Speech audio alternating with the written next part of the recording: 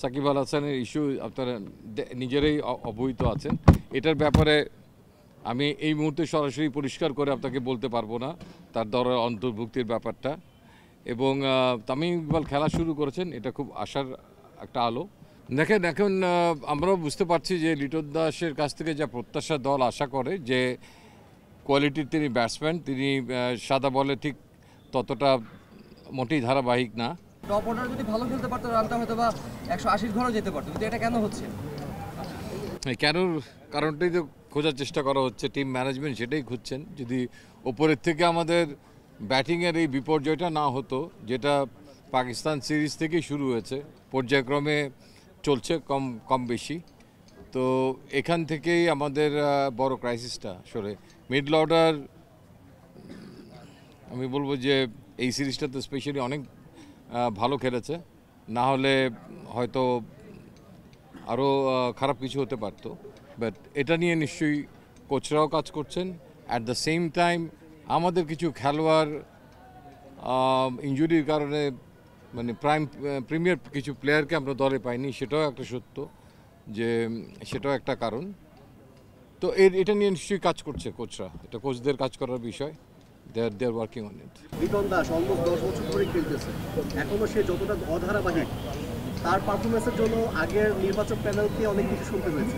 দেখেন এখন আমরাও বুঝতে পারছি যে লিটন দাসের কাছ থেকে যা প্রত্যাশা দল আশা করে, যে কোয়ালিটির তিনি ব্যাটসম্যান, তিনি সাদা বলে ঠিক ততটা মোটেই ধারাবাহিক না। এই কারণে একটা টুর্নামেন্ট ডিসাইডিং ম্যাচেও কিন্তু আমরা তাকে দলের বাইরে রেখেছিলাম। তো এই মুহূর্তে তিনি T20 আমাদের একটা ফরম্যাটের ক্যাপ্টেন, একটা সিরিজ চলছে। আমার মনে হয় যে আমরা এত ডিটেইলে এটা নিয়ে এই মুহূর্তে কথা বলার জন্য আমি মনে হয় এটা আদর্শ সময় না। তবে এতটুকু বলতে পারি, we are certainly concern about the way he is getting out. Near future যদি সেখানে কোনো কিছু মেরামতের প্রয়োজন হয়, মেরামতের জন্য কোচরা আছেন। যদি সাময়িক বিরতি নেওয়ার প্রয়োজন হয়, তার জন্য কোচরা আছেন। অথবা তিনি যদি আগামীতে আরও দুটো খেলা আছে, সেখানে আবার ফেরত আসতে পারেন, that will be most welcome. সবসময় ফর্ম একরকম থাকে না, তাকে হচ্ছে হুট করে ক্যাপ্টেন্সি দেওয়াটা কতটুকু আদর্শ? একটা হচ্ছে যে আমাদের যে দায়িত্ব আছে, তার মধ্যে জাতীয় দল নির্বাচনটা আমাদের এখতিয়ারের মধ্যে পড়ে, এবং জাতীয় দলের জন্য ক্যাপ্টেন কাকে বিবেচনা করা হবে এটা সম্পূর্ণরূপে বাংলাদেশ বোর্ডের এখতিয়ার। এবং সেটা স্বল্পকালীন সময়ের জন্য হবে না দীর্ঘকালীন সময়ের জন্য হবে, আমার মনে হয় এটা বাংলাদেশ ক্রিকেট বোর্ড অবস্থার পরিপ্রেক্ষিতে সেটা নির্ধারণ করে, এবং এবারও তাই করা হয়েছে। এখানে বেসিক্যালি আমাদের থেকে এই যাবৎকালীন আমি জয়েন করার পরে আমাদের কাছ থেকে শুধু এ টিম এবং হাই পারফরমেন্স টিমের জন্য ক্যাপ্টেন ভাইস ক্যাপ্টেন রেকমেন্ডেশনটা চাওয়া হতো। বাট জাতীয় দলের জন্য আমি জয়েন করার পর থেকে অ্যাটলিস্ট বলতে পারি যে কখনো কোনো রিকমেন্ডেশন চাওয়া হয়নি।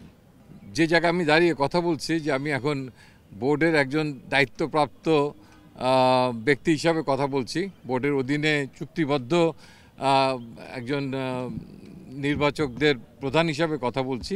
আমার কিছু জব ডেসক্রিপশন আছে, আমার কিছু কোড অফ এথিক্স আছে, সেই এথিক্সের বাইরে গিয়ে আমি কথা বলতে পারবো না। হয়তো অন্য কোনো সময় আমি এটার পূর্ণাঙ্গ উত্তরটা হয়তো দিতে পারবো।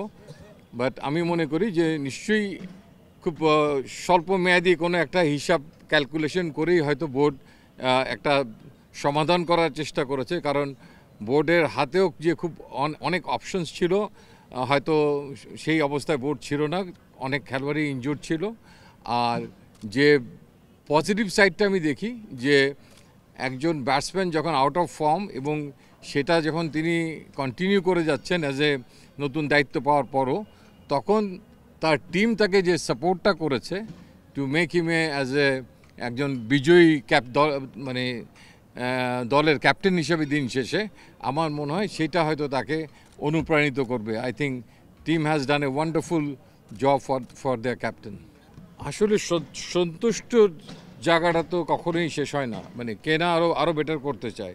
প্রতিদিনের কাজকে তারপরের দিন চ্যালেঞ্জ করাটাই is most important. Unless team আপনাকে কমফোর্ট জোনে নিয়ে যদি যায় with their performance, then you can be comfortable. But সেই জিনিসটা ঘটছে না।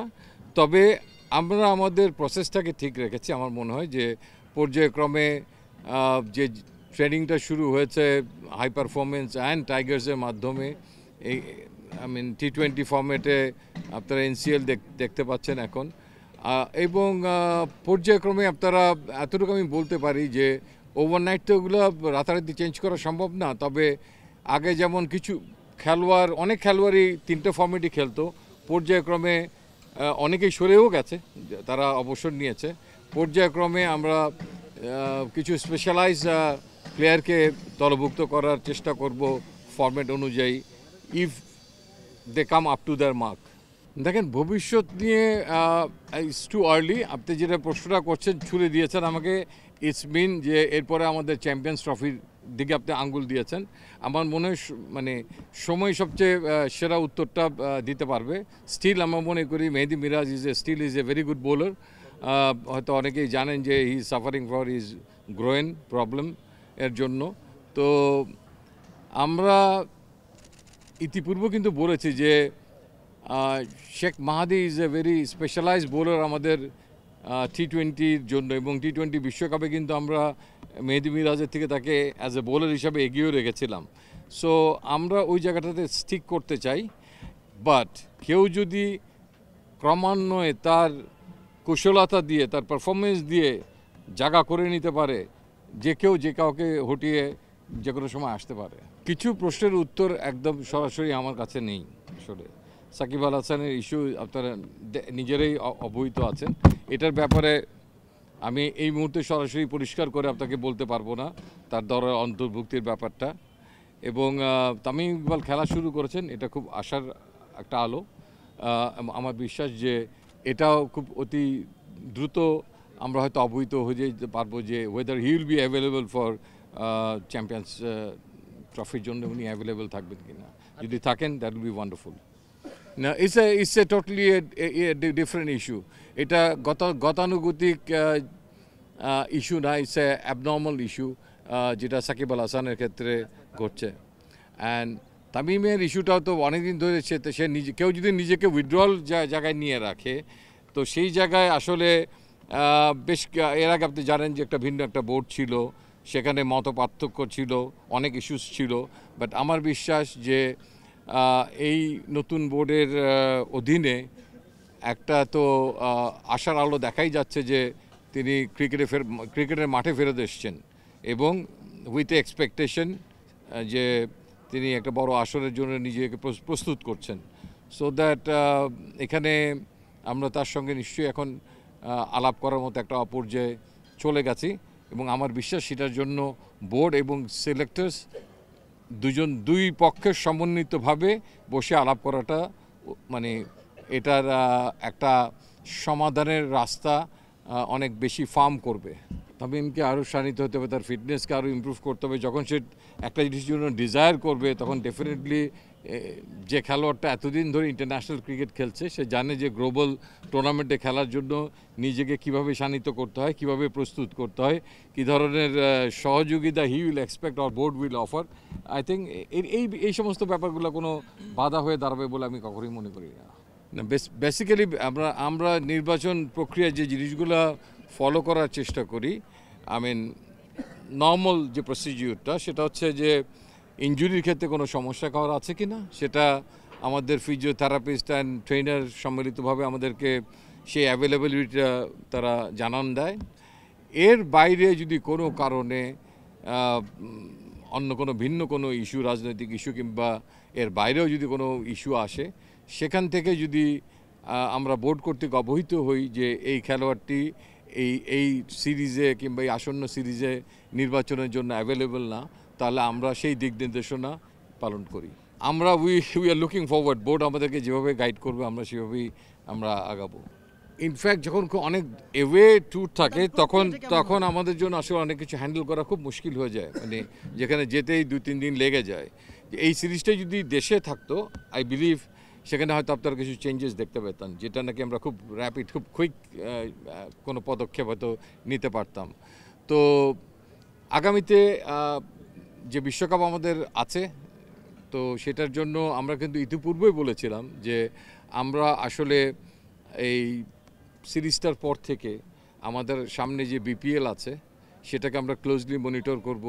পরবর্তী পর্যায়ে প্রায় এশিয়া কাপ সহ 20টার উপরে T20 ইন্টারন্যাশনাল ম্যাচেস আছে, তার আরেকটা সিজন আসবে বিপিএলের, সো দ্যাট আমাদের যারা ইয়াংস্টার্স আছে এবং এর মধ্যে এইচপি এই টিমের অনেকগুলো খেলা আছে, সো তাদেরকে এই ডোমেস্টিক লেভেলের ভালো খেলোয়াড় থেকে আরেকটু উপরের স্তরে নিয়ে যাওয়ার জন্য যা যা করণীয় সেই জিনিসগুলো আমরা করার চেষ্টা করব এবং কিছু পরিবর্তন এই প্রসেসের মধ্যে দিয়ে আমি আশা করি আসবে।